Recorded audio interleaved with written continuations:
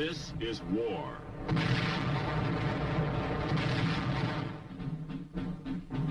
War and its masses. War and its men.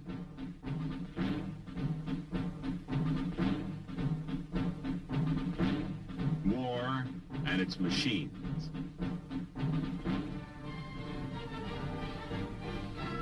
Together they form the big picture.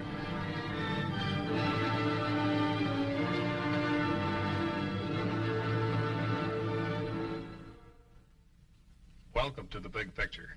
I'm Captain Carl Zimmerman. The Big Picture is a report to you from your Army, an Army committed by you, the people of the United States, to stop communist aggression wherever it may strike. The Big Picture traces the course of events in the Korean campaign through first-hand reports of our combat veterans and through film taken by combat cameramen of the armed forces and produced by the Army Signal Corps. These are the men who daily record on film the big picture as it happens, where it happens. Today we'd like to show you what patrol action in Korea was like. You'll see the return of refugees to the city of Seoul. You'll see an infantry attack on Hill 1179. And later, we'd like you to meet two Signal Corps combat cameramen, Corporal John Romanowski and Sergeant Les Marks, two of the many cameramen who filmed the big picture in Korea. Now, for part of the big picture, let's go back to July 20th, 1951. From 20 July to 20 August, the truce talks at Kaesong continued to hold the Korean spotlight, with limited ground combat resulting in only minor changes in the battle line. A small UN offensive above Kumhwa reduces a red bulge and straightens the Allied line in the central sector. To the east, continued pressure by 8th Army units gains several miles north of Inji and Yanggu. As truce negotiations threaten to break down, UN commanders are alert for any movement by the Red forces, which have been greatly strengthened in men and supplies during the period of the Kaesong conferences.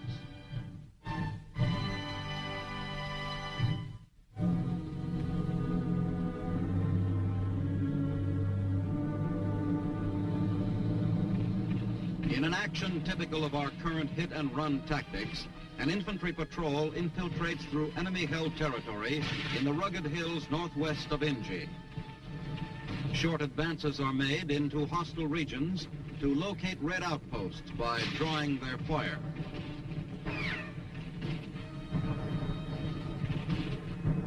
Once the enemy positions are pinpointed, the unit maneuvers to concentrate its fire and saturate the area.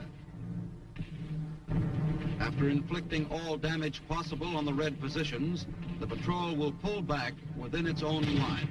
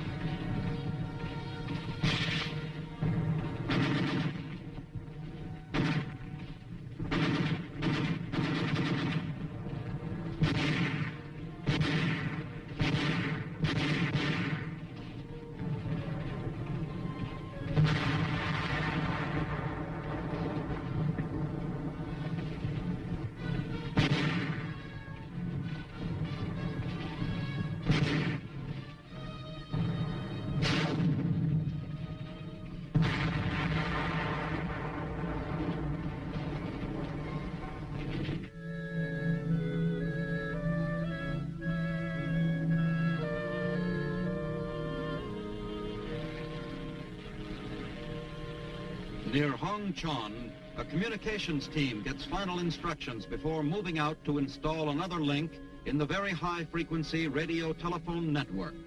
The VHF stations are necessarily located on high ground, since the radio beam is limited in its range by line of sight. Mountaintops, high peaks, or ridges, though difficult to reach, are the preferred sites. During the last stages of the climb, pack mules captured from the Chinese communists will carry the heavier, bulkier equipment. Because of its relative compactness and light weight, The VHF radio telephone equipment has proved extremely valuable in combat area communications. It is easily and quickly assembled, and problems created by unusual terrain features in wire laying are eliminated. During operation, a VHF station can handle 4 telephone channels simultaneously. Receivers and transmitters are carried on A-frames to the site by Korean civilians hired for the trip. Antennas are set up on the highest ground in the site area to obtain the maximum range.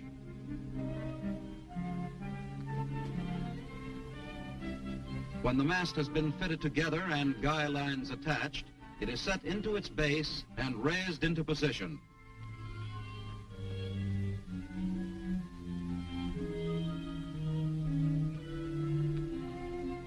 The antenna operating on a directional beam is carefully oriented in azimuth.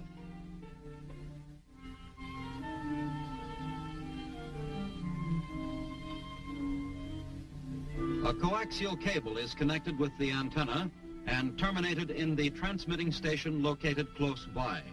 Coaxial cables for both transmitting and receiving pass through the central housing.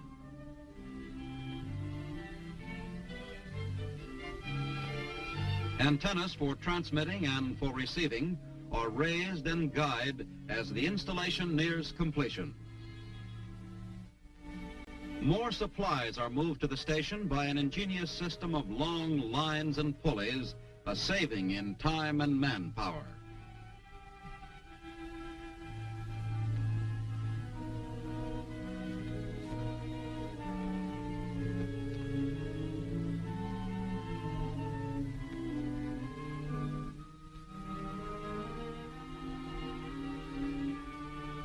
Gasoline for the generator units which provide the electrical energy for the station, food and water for the crew are all hauled up the pulley shuttle system. The newly activated station is ready to make radio contact with another unit. Messages sent through the radio telephone channels pass from telephone to wire to switchboard. The carrier then separates messages into one of 4 available channels which are transmitted by the VHF radio. At the receiving end, the messages follow the same channels to reach their destinations in the field, from radio to carrier to switchboard to telephone. After a series of checks and servicing adjustments have been made, the station is considered installed and ready for operation. It provides another link in the very high-frequency radio telephone network and will contribute its part to the efficiency of our combat communication system.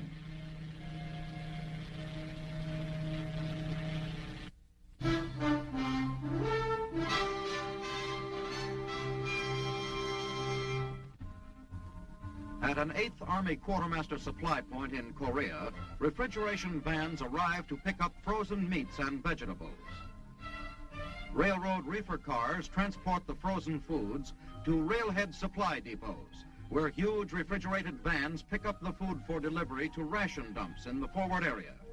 A compact refrigeration unit housed at the front of each van maintains a constant freezing temperature inside the food storage compartment.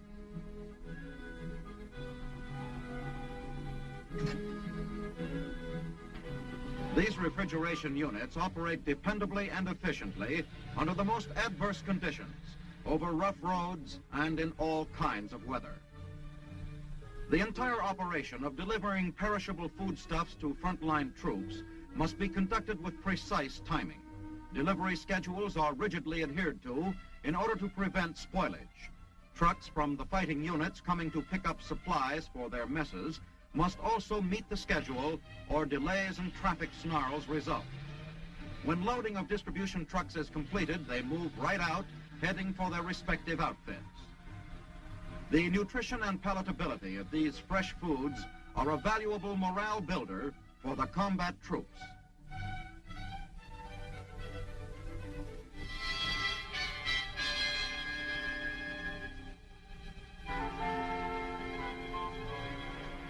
In spite of the driving July rains, and the tough uphill going, American riflemen renew their attack to secure Hill 1179 north of Yanggu. Previous attempts to take the hill have resulted in failure. Fiercely defended enemy positions force the troops to dig in preparatory to an all-out attack. The unpredictable Korean weather has proved to be as troublesome as the Reds themselves. The drive toward the hill is supported by self-propelled 155mm guns. With the aid of artillery spotters and information obtained from patrols, the big guns from this forward position concentrate their fire on known and suspected targets.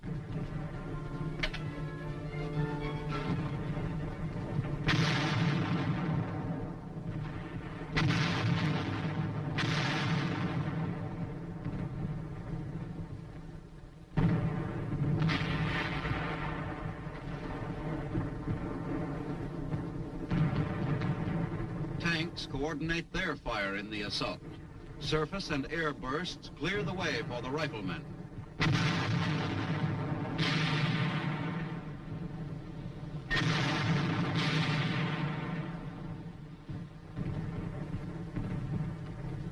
Strongly entrenched enemy positions are successfully eliminated from the path of the Allied advance.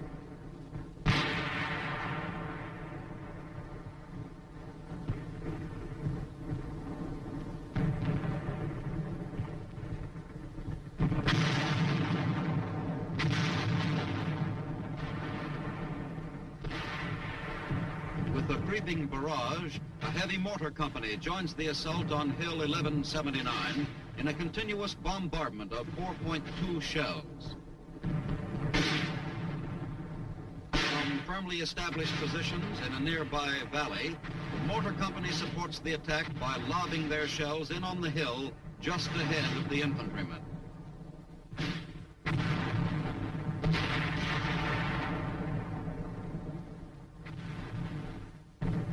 C-119 flying boxcars drop ammunition and supplies as the UN unit reorganizes after the hill is taken. Airlift operations are necessary to reach the inaccessible hills of Korea, such as this, whenever supplies cannot be readily brought in by vehicles and other standard supply methods.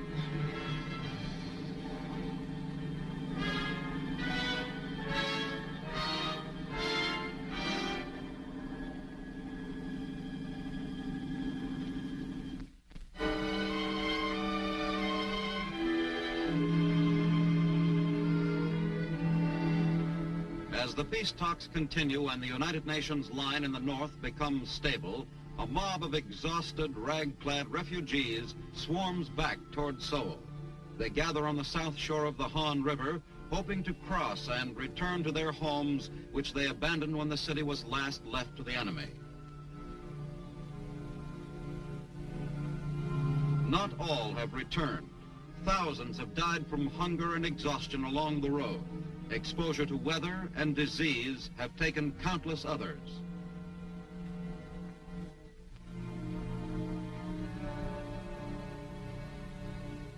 Most of the refugees must be turned back because of the serious food shortage in Seoul. For the present, only farmers and their families will be allowed to re-enter the city. Military authorities must check the papers of everyone seeking to return.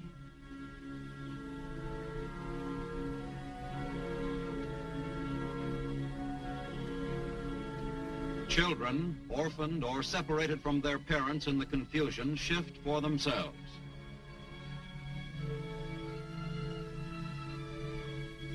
The screening process is a heartbreaking job. Most of these people have walked hundreds of miles to get back and have waited for days to have their papers examined. Those authorized to enter the city receive typhus injections. With the city's facilities destroyed, every precaution must be taken to prevent the spread of disease.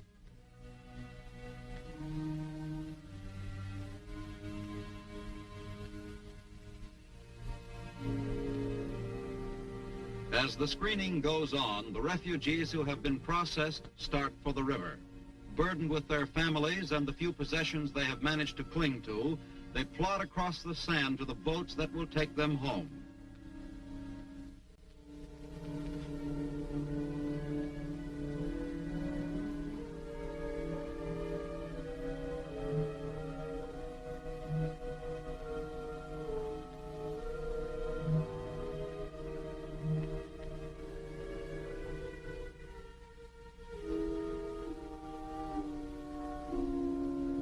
There have been many delays, but for those who have reached the boats, the long journey is almost over.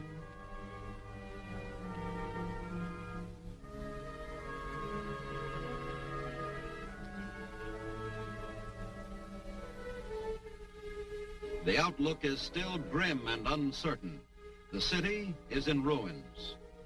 They will find their homes nothing more than heaps of ashes and rubble. But at least it is hope and a possible end to the months of aimless wandering.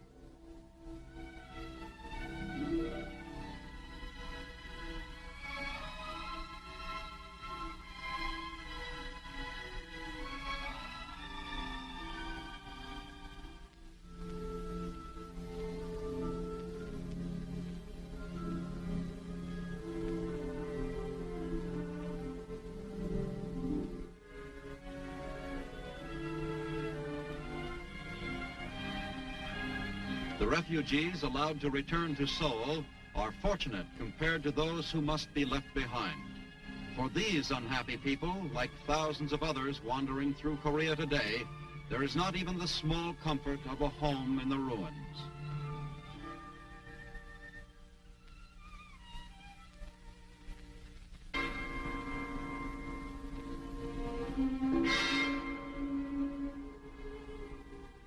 During a tank infantry patrol north of Yanggu, an enemy box mine puts this Allied tank out of action.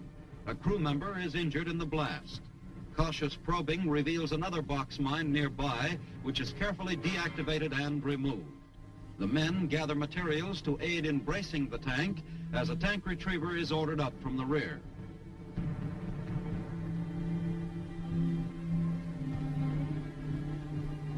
Mud and rain, the universal enemies of the soldier, slow down the work.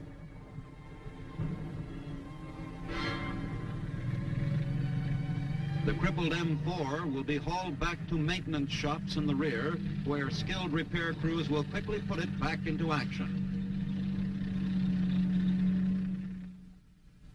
This is the last program of our Big Picture series. And on this last show, it's appropriate that we introduce two men who gave you a good deal of the film that you've seen in the past 13 weeks. Two combat cameramen of the Army Signal Corps who were in Korea. We'd like you to meet Corporal John Romanowski of Chicago, Illinois, and Sergeant Lester Marks of Providence, Rhode Island. Well, now, John and Les, you brought the Korean fighting right into the living rooms of America with your film. And I think these people out there would like to know just exactly how you did that. Now, you saw all the combat units in Korea, didn't you? We sure did. Covered just about everyone there is. Now, when you went up to the front, what did the infantry think, seeing the men with cameras up there? Well, they were sort of amazed to see a man up there with a camera and not another rifle. They guess they never expected to see us up there, but we went up and got our shots, and I believe that the infantry gained a new respect for the Signal Corps cameramen when they saw us coming up there. Oh, the infantry, I guess, was kind of a bit of a ham anyway on top of that. You'd be up alongside them taking your pictures with them, and the guy would turn around and look at you and, what's the matter, you crazy? What are you doing up this part of the world? As if we don't belong there. Well, it meant a good deal to their morale, didn't it, Les? Oh, it certainly did. You'd be taking pictures of one squad, and if they'd feel slighted if they didn't take pictures of squad number 2, because they all want the pictures. They all want their mothers and fathers to see what's going on back home. Well, they knew that the story of their unit was getting home. Yes, they sure did. Mm-hmm. Well, now, how did you men get around? By jeep, mainly. We'd travel all over the place, scrounging food off one unit and gas off another, and sometimes we lived like kings, and sometimes we just bunking with the infantry down there in their foxholes. We also did a lot of hitchhiking and a lot of walking, and a lot of the walking was uphill. And it always seemed that when you'd get to the top of one hill, there was that proverbial other hill ahead of you, and it was sort of rough. Well, John, what equipment did you use? Well, we used the 35mm combat camera with the short focal length lenses. We could have used telephoto lenses at times, but it takes you too far away from the action. You don't get the proper mood. That proves you were right up there. You get in there and you get your shots. And So some weight to this thing, John. Yes, sir. That's two weights, what we call. One when you're going uphill and another one when you're coming down. Well, what other equipment did you have Well, with we you? had carried our musette bags with 1,500 to 2,000 feet of film and rations if we managed to scrounge some, and your caption books and pencils, and we also had a 45 caliber pistol, which was very similar to our short lenses. We had to be right in close if we ever expected to use it. Well, now, you went out on patrol with these men very often. We sure did. In fact, I sort of made a specialty of it. Some of the patrols was routine and others was a little spectacular. I can recall one instance where I was out with this patrol and I got ahead of the patrol somewhat, and the commies sprung a trap on us, and they wounded about 3 or 4 men of the patrol, and so I hit the ditch and crawled back to my Jeep, turned my Jeep around, and well, I stopped by the patrol. They immediately piled on top of my Jeep, on top of the hood, that is, and I scooted down back towards our own lines. As was passing into our own lines, there's a few newsreel cameramen there. They took pictures of us entering our own lines, which was news for them, but not for the Army. Well, you got the picture out, even though Marks didn't take it, huh? Oh, yes, I sure did. Well, now, you saw a lot of firefights over there, too. You were right with them then, weren't you? We sure did. We saw firefights when we were with the infantry, and we'd go out on tank patrols and stuff, and we got artillery barrages and snipers, and received some mortar fire also. Speaking of mortars, I recall another incident here. I was on patrol with the Marines here, and we was going along the road, and infantry, a mortar barrage hit us. We hit the ditch, and I didn't have a steel helmet with me, and my buddy with me, the cameraman, did. And they was hitting right above us, throwing debris on it, top of us, and I tried to get in under his helmet without much luck. Just didn't make it. Just didn't make it. Just couldn't do it. Well, now, did you ever have a chance to use these weapons you mentioned, John? Yes, I did. Managed to shoot 130,000 communist troops. 130,000? Yes, but of course we were using cameras, and they were POWs. Oh. Well, John, in just a few moments here, we're going to see the truce talks at Kaesong. Now, were either one of you men there? Well, John was.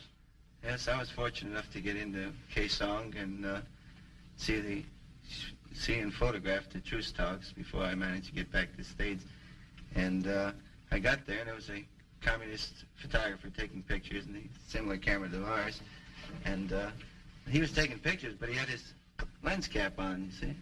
And consequently, he wasn't getting any pictures. But when he'd finished, I walked up to him, and I tapped him on the shoulder, and I pointed to my camera, and then I pointed to his, you know, and he saw the lens cap on there. He saw the lost face.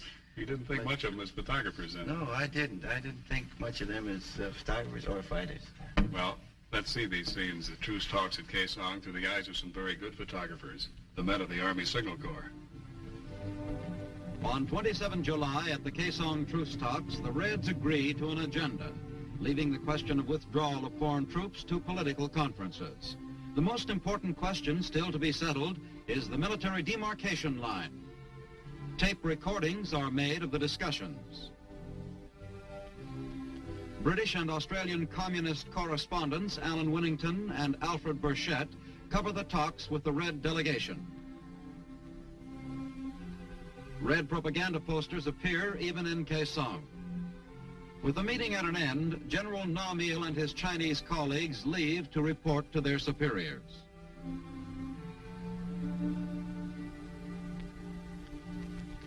The convoy of United Nations negotiators returning from Kaesong find themselves isolated when the pontoon bridge over the Imjin River is washed away during one of the many unpredictable floods in the area. An attempt to rescue an Army captain marooned on one of the pontoons is made by helicopter. Too weak to hold a line let down to him, the attempt is abandoned and a small boat puts out to rescue him.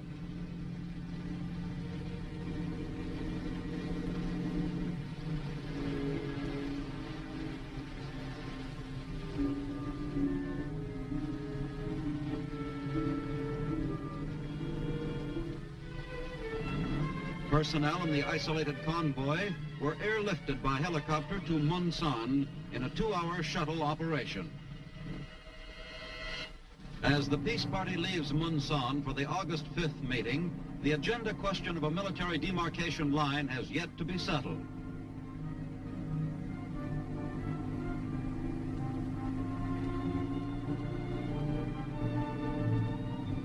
At Kaesong, Admiral Joy and General Craigie hope to meet the Reds on more amiable terms. They are in for a rude shock. In direct violation of the terms laid down for the truce talks, the communists have unaccountably permitted a unit of 83 Chinese soldiers in full battle dress to enter the neutral area. Fully armed with mortars, rifles, pistols, and submachine guns, they make their camp within full view of the conference headquarters.